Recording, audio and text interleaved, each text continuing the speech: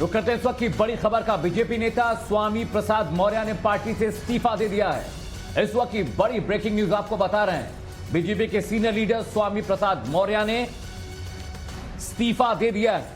योगी के मंत्री स्वामी प्रसाद मौर्य ने पार्टी से इस्तीफा दे दिया है। बेहद करीबी बताए जाते हैं योगी आदित्यनाथ के, और चुनावों से ठीक पहले यूपी में विधानसभा चुनावों का कैलेंडर जारी हो चुका है। 10 फरवरी से यूपी में चुनाव होने, लेकिन उससे पहले बीजेपी को एक बड़ा झटका कह सकते हैं। बीजेपी के सीनियर लीडर स्वामी प्रसाद मौर्य ने पार्टी से इस्तीफा दे दिया है। इस वक्त की ब्रेकिंग न्यूज आपको बता रहे हैं। बीजेपी के लीडर स्वामी प्रसाद मौर्य ने पार्टी से इस्तीफा दे दिया है और पडरौना सीट से वो सांसद हैं।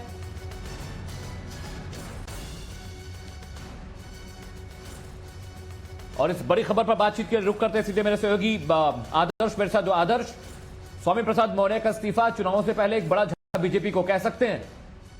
बिल्कुल निश्चित तौर पर कह सकते हैं, क्योंकि स्वामी प्रसाद मौर्य बसपा से आते हैं। बसपा से निकलकर उन्होंने बीजेपी ज्वाइन की थी और उसके बाद माना जा रहा था कि बसपा को एक बड़ा डेंट लगा था। उसके बाद आज राज्यपाल को उन्होंने अपना इस्तीफा सौंपा है। उसमें साथ ही साथ उन्होंने कुछ चीजें कही हैं, जिससे अगर आपको सिलसिलेवार तरीके से बताऊं तो उन्होंने ये साफ तौर पर कहा है कि मंत्रिमंडल में श्रम एवं सेवा योजन मंत्री के तौर पर विपरीत परिस्थितियों एवं विचारधारा में भी रहकर मैंने अपने उत्तरदायित्व का निर्वहन किया है, लेकिन दलितों, पिछड़ों, किसानों, बेरोजगारों, नौजवानों के आवाज के लिए उठाने के लिए मैं काम करता रहा हूं। लेकिन इसके बाद भी जो है वहां पर उनकी बात नहीं सुनी जाती थी और उनके उपेक्षात्मक रवैये के कारण वो उत्तर प्रदेश मंत्रिमंडल से इस्तीफा दे रहा हूं।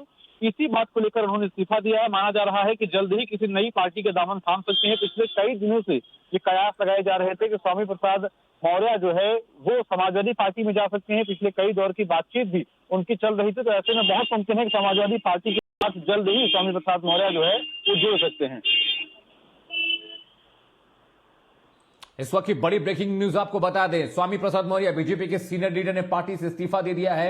और जैसा कि मेरे सहयोगी बता रहे थे कि वो कामकाज के तरीकों को लेकर खुश नहीं थे। साथ ही साथ मैं आपको बता दूं कि पडरौना से विधायक है स्वामी प्रसाद मौर्य, पहले बीजेपी में थे, उसके बाद पहले बहुजन समाज पार्टी में थे, अब वो बीजेपी का उन्होंने दामन थामा था। लेकिन अब जो खबरें आ रही है आदर्श के मुताबिक कि वो समाजवादी पार्टी का रुख कर सकते हैं। आदर्श, स्वामी प्रसाद मौर्य के इस्तीफे के बाद पूर्वांचल का जो इलाका है वहां किस तरह से बीजेपी को नुकसान पहुंचेगा?